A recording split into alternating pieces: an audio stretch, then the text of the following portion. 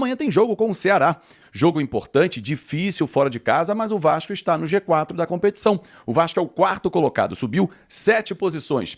Mas é uma semana importantíssima, porque além desse jogo com o Ceará, que é muito difícil fora de casa, tem o clássico com o Flamengo, sábado no Maracanã. Então vamos falar sobre tudo isso agora, direto e reto aqui no nosso Café Vascaíno.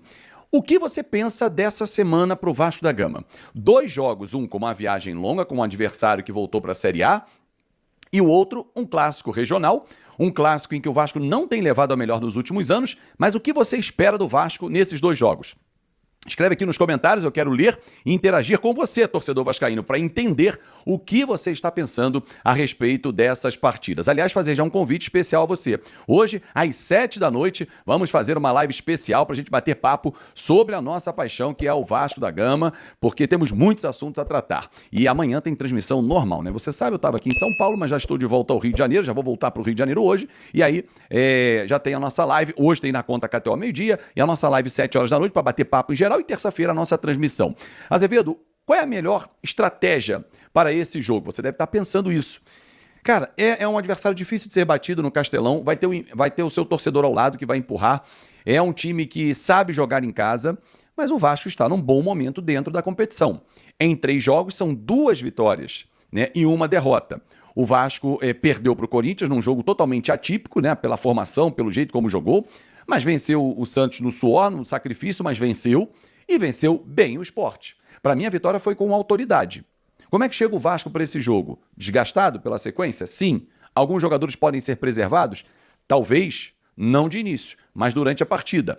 No sábado, por exemplo, para mim foi muito claro o sinal dado pelo técnico Fábio Carille quando ele tira o Verratti. Esse cara se desgasta muito, então eu tenho que segurar ele um pouquinho. Ele se entrega muito no jogo. E o Raí entrou e ainda fez o gol, né? Então, você tem que começar a rodar o time e dar opções, né? Encontrar opções dentro do próprio elenco. Então, assim, entendo que esse jogo do Ceará é um jogo que você não pode perder de vista o Flamengo, que é o nosso grande jogo da semana, né?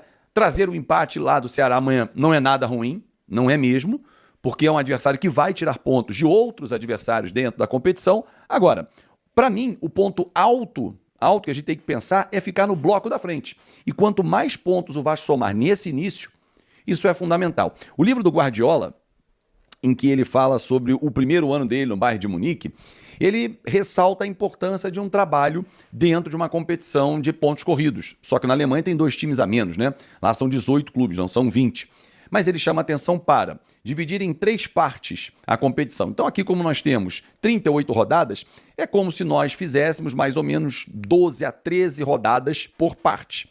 E, coincidentemente, até o Mundial serão 12 rodadas disputadas. Então, o primeiro terço, mais ou menos, né? Porque 12 vezes 3, 36, né? Mas vamos dividir assim, 12, 13, 13, ok? Fechado só para o entendimento. Até o Mundial de Clubes, 12 rodadas, 36 pontos em disputa. O Vasco dos 9 conquistou 6, excelente média.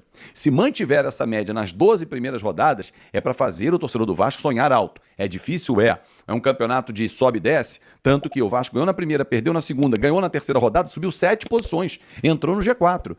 Então, quanto mais pontos você conquista no primeiro terço do campeonato, é o que diz o livro do Guardiola, Confidencial, é importante. Por quê? No meio do campeonato é quando os times que vão brigar pelas competições ou pelo título oscilam. Porque tem cartões, tem lesões. E nessa temporada tem um componente que, claro, não consta no livro do Guardiola, porque é um calendário diferente, que é o fato dele ser interrompido. Chegar ali no 12 de junho, para o campeonato, um mês para a disputa do Super Mundial de Clubes e volta depois. Então você vai dar férias, não vai dar férias, dá só alguns dias, porque tem que complementar o início do ano, que não foram 30 regulamentares, tem a lei. Enfim, tem tudo isso. E aí o Guardiola complementa o seguinte: performar bem no primeiro terço, oscilar no segundo terço vai fazer parte, mas a arrancada no terceiro terço, ou seja, na última parte, nos 13 últimos jogos, no caso do Brasil, essa arrancada é fundamental para quem quer brigar pelo título ou pelas competições internacionais. E assim tem que ser. Mas se nesses 36 primeiros pontos o Vasco alcançar algo em torno de, vamos dizer, uns 26, 36, vamos botar um 50% seria 18, é pouco. Mas tem que pensar um pouquinho mais alto. Chegar na faixa de 24 pontos, por exemplo, é uma pontuação interessante.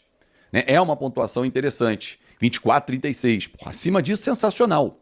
Mas ficar ali, 23, 24, 25, vai indicar o que nós vamos almejar nesse Campeonato Brasileiro, que é muito difícil. Até porque tem ainda as outras competições em paralelo. Tem Copa do Brasil, que o Vasco vai pegar o Operário primeiro jogo fora, depois em casa. Tem a Sul-Americana. Porque o Vasco pega, só para você entender, torcedor, Ceará amanhã, Flamengo sábado, porque terça já tem o Melgar.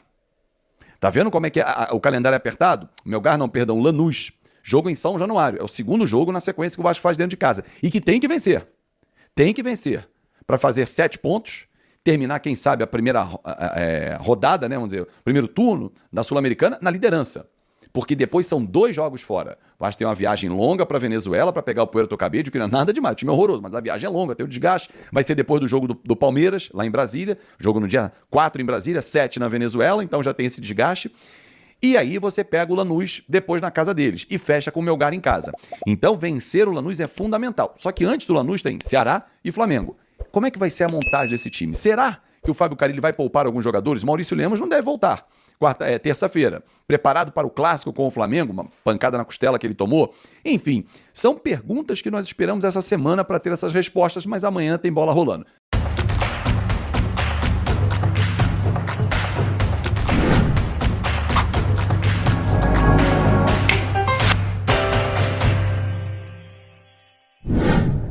Isso aí, galera. Vamos agora aqui tocar outros assuntos. Queria falar um pouquinho do João Vitor e do Carille. Esse vídeo a gente vai falar muito do Carille. O João Vitor deu uma entrevista na Zona Mista ao término do jogo e, inclusive, para quem não pescou na transmissão, quando o Vasco abre o placar e faz 1-0, o João Vitor faz mais ou menos o que o Verratti fez no jogo da Sul-Americana. Os jogadores estavam comemorando o gol lá na bandeirinha de escanteio, no sentido das sociais e ali a área VIP. O João Vitor apontou para os jogadores e chamou geral para ir lá no banco abraçar o Carille e comemorar o gol com ele. E o João Vitor foi questionado na Zona Mista do porquê desse gesto, ele vai explicar. E aí vem a frase que eu falei para vocês de que o grupo está 100% fechado com o Carille. Vamos ouvir o João Vitor? Aspas para o João. A atitude é para mostrar que todo mundo está de acordo com ele. A gente sabe que em alguns momentos as coisas não acontecem e parece que não está sendo feito um bom trabalho. Mas a gente acredita muito nele, acredita no que a gente vem fazendo nos treinamentos, e a gente sabe que a gente vai dar a volta por cima e vamos brigar lá em cima na tabela. O grupo está 100% fechado com ele.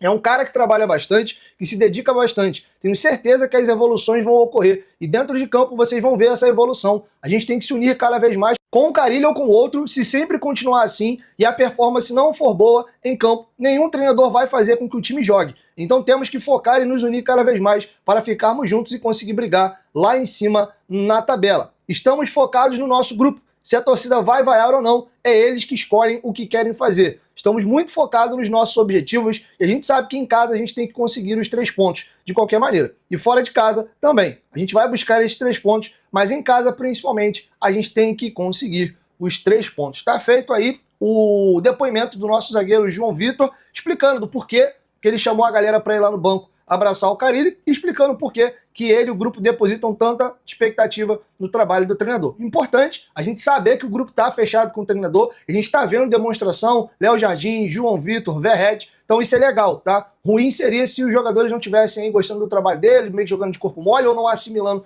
as ideias, reiterando, deixando claro, o elenco do Vasco não é ruim, vejo sim como um bom elenco, mas nós também não temos um grande time. Temos as nossas limitações. Então o Vasco vai ganhar, vai empatar, vai perder. O problema às vezes é a forma e o como. Então tomara que o Carille tenha vida longa e que a gente consiga bom êxito com o nosso treinador. Quero ouvir vocês, deixa a sua opinião aqui embaixo nos comentários, o que vocês acharam aí do posicionamento do nosso zagueiro João Vitor.